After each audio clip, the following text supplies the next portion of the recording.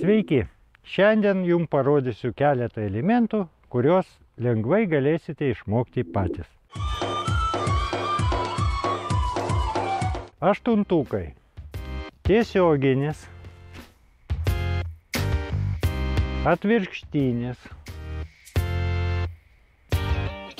vertikalus.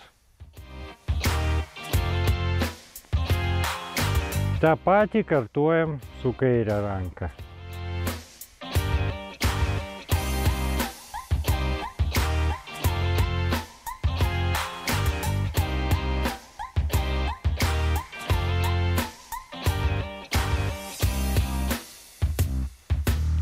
Devintukai.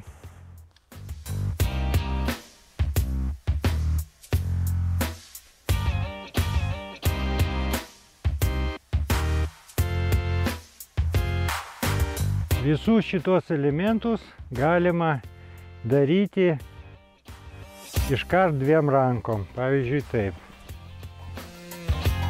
Vertikalus, devintukas.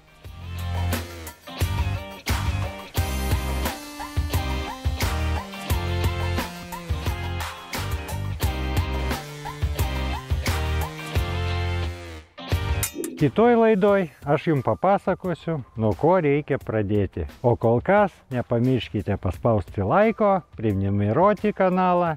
Iki!